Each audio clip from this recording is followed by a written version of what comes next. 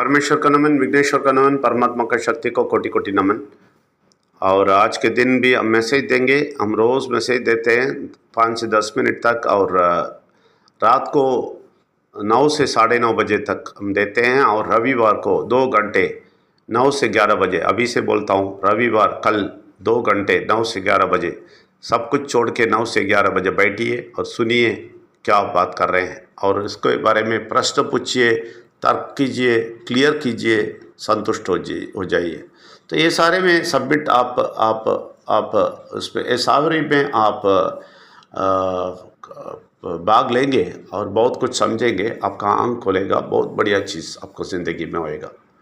आपको ये बहुत ज़रूरी है आपको समझना कि आप आगे जाना है, बहुत कुछ करना है, इसके लिए आप तैयार होना है, बड़ा कार्य करने के लिए तैयार होना है, और सबके लिए अब तैयार होकर बैठना है। इसीलिए ये सुनना है, वो उद्देश्य से सुनना है कि मैं ये सब सुन के तैयार होगा परमेश्वर के लिए, तो आपको ये मैसेज बहुत फ़ायदेमंद होएगा।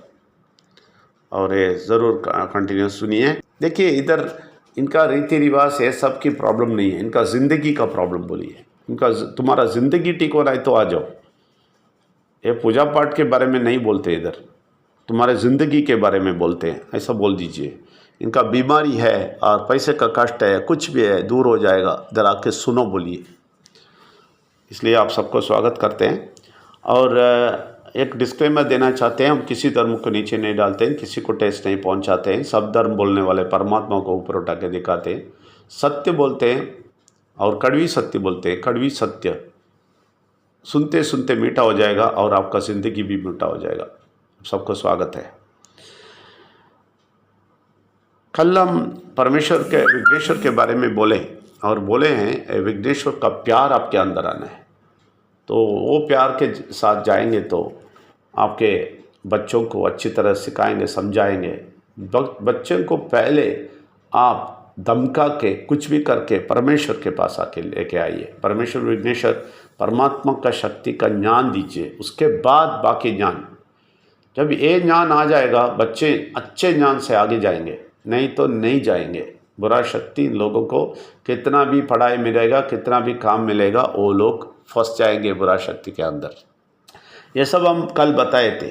आज ये बताना चाहता हूँ कि परमेश्वर विघ्नेश्वर और परमात्मा का शक्ति हमें एक और चीज़ समझाता है, वो है एकजुट रहना। एकजुट रहना, देखिए बहुत ज़रूरी है। परमेश्वर जो बोलता है एकजुट रहो, तो जो परमेश्वर के बच्चे हैं वो सब लोग एकजुट रहना है। अभी मैं भुवनेश्वर आता हूँ, आप बच्चे सही परमेश्वर के बच्चे लोग भाग के आएंगे, किधर भी है उसके आसपास है तो भी भाग के आएंगे परमेश्वर को बात सुनने के लिए। परमेश्वर के प्यार रखते हैं तो आएंगे, ज़रूर आएंगे, नहीं तो नहीं आएंगे। उतना ही देखिए, इतना दूर आते हैं हमें मिलने के लिए, कुछ दूर वो लोग आएंगे तो नहीं आएंगे। क्यों? क्योंकि वो एकजुट नहीं है, परमेश्वर के साथ एकजुट नहीं हुए।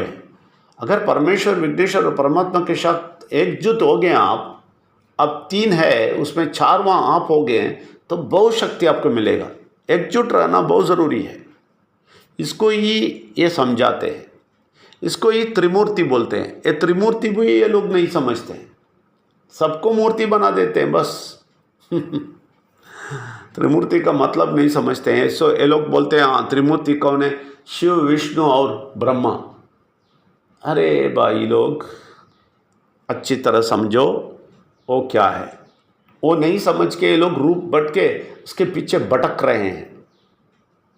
जब वो समझेंगे तभी वो प्यार अंदर आएगा, तभी एकजुट होएंगे आप परमेश्वर के साथ, नहीं तो एकजुट नहीं हो सकते हैं।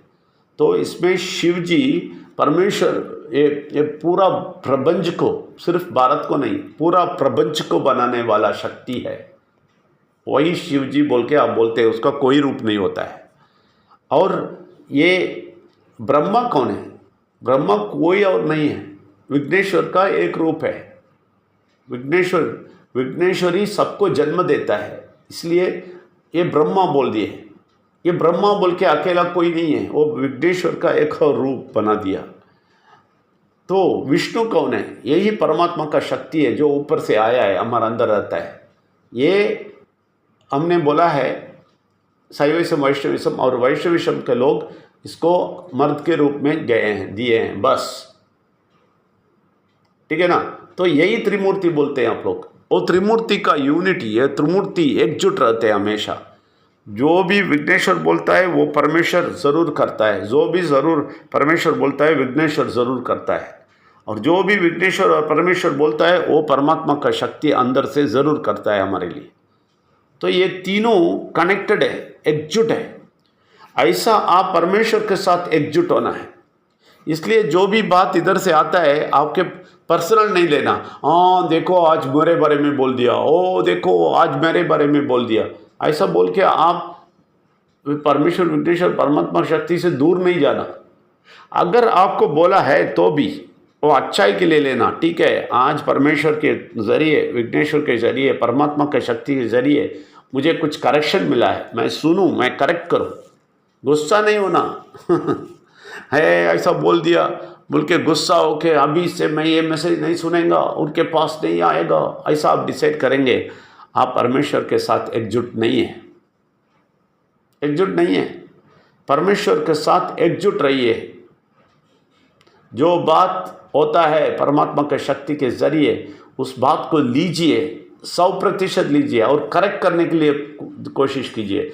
आप दुनिया में है, बुरा शक्ति आपको बहुत कुछ करवाएगा, तो उसमें करेक्शन देता है तो उसको लेना है। वो ना लेके सिर्फ बुरा शक्ति को पकड़ के आप बैठेंगे, ये मुझे बोल दिया, मुझे बोल दिया, आप आगे नहीं जाएंगे।